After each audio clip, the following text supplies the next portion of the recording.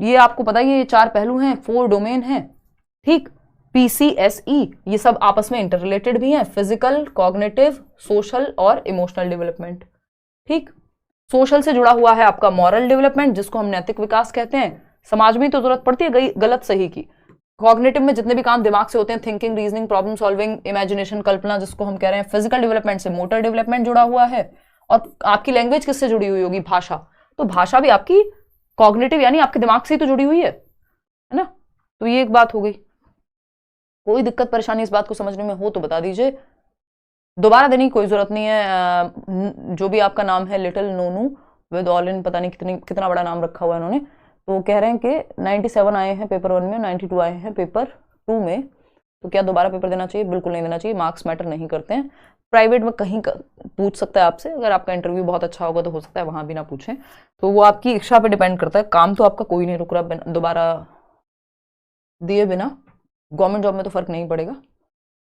चलिए आते हैं, अगर हम देखें क्वेश्चन नंबर 6 पे, after getting out in the game due to the rope getting stuck in her leg while jumping, Aru says that the ropes deliberately got her out.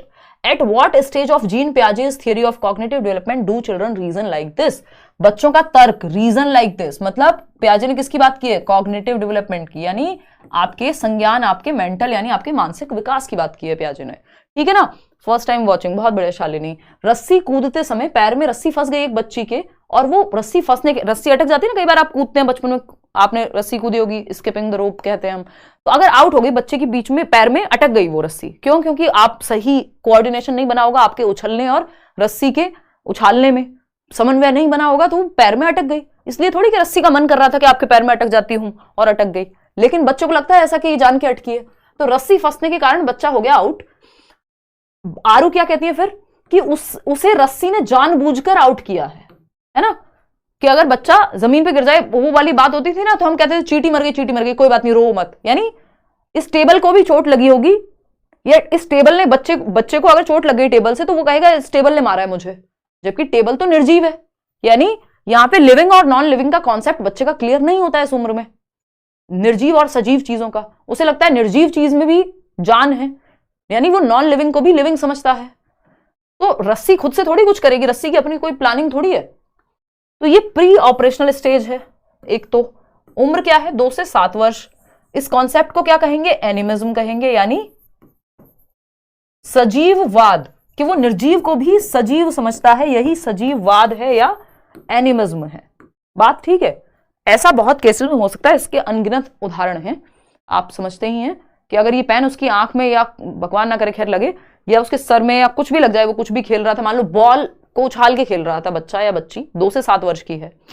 अब क्या हुआ, वो गलती से लग गई, क्योंकि वो पकड़ नहीं पाया सही समय पे, या जो भी है, आंख में लग गई मान लो, तो वो कहेगा इस बॉल ने मेरे को चोट लगाई है, जबकि बॉल तो निर्जीव है, बॉल थोड़ा ना सजीव है कि कोई जान के लगाएगी। तो पूर्व चलन अवस्था, ये इन्होंने हिंदी में दे दिया, इसलिए कहती हूँ इंग्लिश में आप टर्म्स को याद करिए, ये हमेशा बदलते रहते हैं हिंदी में टर्म्स।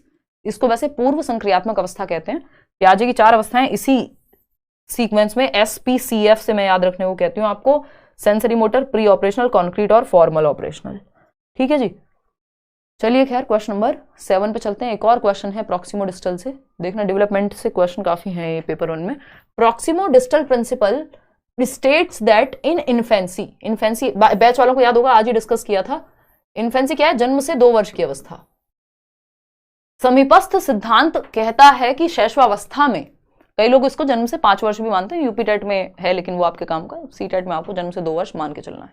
टॉय एज 3 से 6 वर्ष नहीं तो, अगर 1 नंबर लेके चलना है तो, नहीं तो टॉय एज आप जन्म से 2 को भी मान लेंगे कई लोग, और वो गलत भी नहीं होगा, लेकिन अगर आपको पेपर में नंबर चाहिए तो 3 से 6 वर्ष टॉय एज।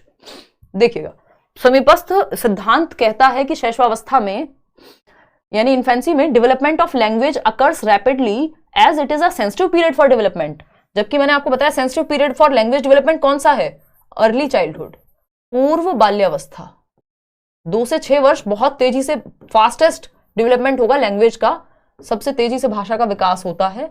संवेदनशील काल है, बच्चा जो भी आसपास से सुनेगा, कार्टून में देखेगा, सबको रिपीट करेगा। Physical development occurs rapidly with the development of the fine motor skills. सूक्ष्म गतिक कौशल के विकास के साथ शारीरिक विकास तेजी से होता है। यानी जो शारीरिक विकास है, तो ये बात तो गलत हो गई, वो तेजी से होगा with the development of fine motor skills. क्यों भाई, ग्रॉस मोटर स्किल अगर होगी बच्चे की तेजी से डेवलप, यानी उसके हाथ और पैर बड़े हो रहे होंगे। फाइन मोटर स्किल्स तो आपकी हैंड्स और आई का कोऑर्डिनेशन है, सूक्ष्म जो मांसपेशियां हैं आपके हाथों की और आपकी आंखों की, इससे थोड़ी ना पता लगता है कि शरीर कितना बढ़ रहा है, तो ये तो गलत हो जाएगा। The limbs continue to grow faster than the hands and feet. Development proceeds from head to toe. देखो हेड टू टो तो प्रॉक्सिमोडिस्टल में आएगा ही नहीं, ये तो सेफेलोकॉर्डल में आ जाएगा, सर से पैर वाला। तो कोई और ऑप्शन बच ही नहीं रहा थर्ड ऑप्शन के सिवा। लेकिन फिर भी हम समझेंगे कि थर्ड क्यों है, क्योंकि देखो बाकी कोई ऑप्शन ठीक ही नहीं है। सेंसिटिव पीरियड अर्ली चाइल्डहुड होता है 2 से 6 वर्ष। सूक्ष्म गतिक कौशल के विकास के साथ शारीरिक विकास तेजी से होता है, ये गलत बात है, क्योंकि सूक्ष्म गति हाथ आपके एक लिमिट तक ही तो बढ़ते हैं, आपके पैरों के और आपके भुजाओं के जितने थोड़ी हो जाएंगे हाथ कभी भी, है ना। तो बड़ी मांसपेशियां तो आपकी आर्म्स और आपकी लेग्स या लिम्स के ही बढ़ने से दिखेंगी। तो यहाँ पे क्या सही उत्तर बचता है, यहाँ पे उत्तर बचता है सी ऑप्शन सही। और आप लोग पता नहीं क्या कौन सा जवाब दे रहे हैं, 32% लोग बी ऑप्शन सही दे रहे हैं। क्यों, क्या हुआ आपको है, क्या हुई बताइए।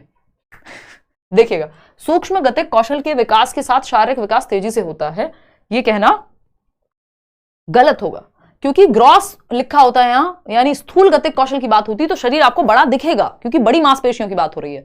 छोटी मांसपेशियों के विकास के साथ क्या बड़ा दिखेगा शरीर आपको। अगर मेरी हाइट कम भी है तो हाथ पैर तो एक लिमिट तक ही होते हैं ना, नंबर शूज का ऐसा थोड़ी है कि जिसकी हाइट 6 फीट है उसका 19 नंबर हो जाएगा, एक लिमिट ही होगी, है ना। जो एक एवरेज हाइट का बंदा है उससे 1-2 नंबर एक्स्ट्रा होगा बस। तो फाइन मोटर स्किल्स का ऐसा नहीं है कि आपका इससे आपका बहुत बड़ा शरीर का विकास दिखेगा अलग से, तो इसलिए बन नहीं पाएगा। सी ऑप्शन है the limbs continue to grow faster than the hands and feet. यानी जो अंग हैं आपके, लिम्स हम कह रहे हैं ये जो पूरा यहां शोल्डर से लेके आपकी आर्म्स से लेके हैंड तक के जो पूरे आपके मसल्स हैं या पार्ट है, आपकी लेग्स हैं या आपके आर्म्स हैं, शोल्डर हैं, ये सब लिम्स में आ जाते हैं। तो ये आपके तेजी से ग्रो करते हैं आपके हाथ और आपके पैरों की बजाय। हाथ ये और पैर मतलब बिल्कुल फीट की बात हो रही है, लेग्स की बात नहीं हो रही है।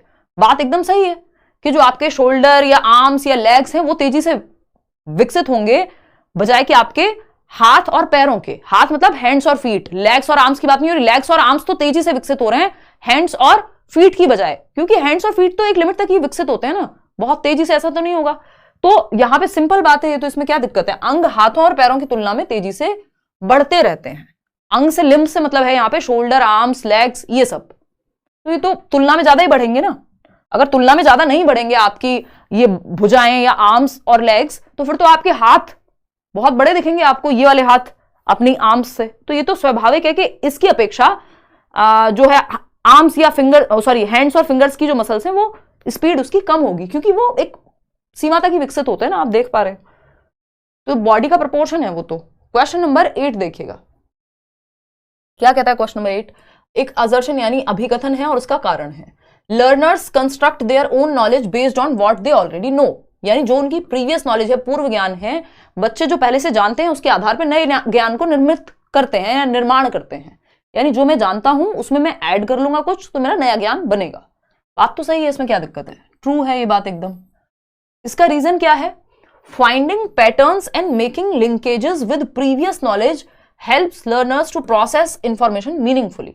यानी जब आप पैटर्न ढूंढते हो कि कौन सी चीज किससे जुड़ी हुई है और पिछले ज्ञान के साथ या पूर्व ज्ञान के साथ जोड़ते हो नए ज्ञान को, तो वो सार्थक रूप से आपकी जानकारी बेहतर होती है। यानी बजाय कि आपको पहले से जो पता है, भाई नींव किसके ऊपर बनाओगे जब बिल्डिंग बना रहे हो, नींव के ऊपर ही बिल्डिंग बनेगी ना। ऐसा थोड़ी है नींव कहीं और है बिल्डिंग कहीं और बन गई, ऐसा नहीं होता। बिल्डिंग बनाने से पहले नींव बनाते हैं, तो नींव यहां पे प्रीवियस नॉलेज या ओल्ड नॉलेज का काम करती है। ठीक है ना, इतनी बात क्लियर है। मैडम अब मैं सीटेट पेपर 2 के लिए एलिजिबल हूं, क्या मुझे पेपर 1 पर स्टिक करना चाहिए या सीटेट पेपर 2 भी देना चाहिए? बिल्कुल दे दो, क्या दिक्कत है, उचित रहेगा। बिल्कुल सुमन, ये तो सोचने वाली बात ही नहीं है भाई। जो जो ऑप्शन आपके पास हो सकते हैं उनको बना के रखो। सरकारी नौकरी की जो तैयारी है उसमें ये तो दिक्कत एक है ही कि आप ऑप्शंस मत छोड़ो अपने। Finding patterns and making linkages, इससे नुकसान क्या होगा पेपर 2 देने से? दो फटाफट से पेपर 2।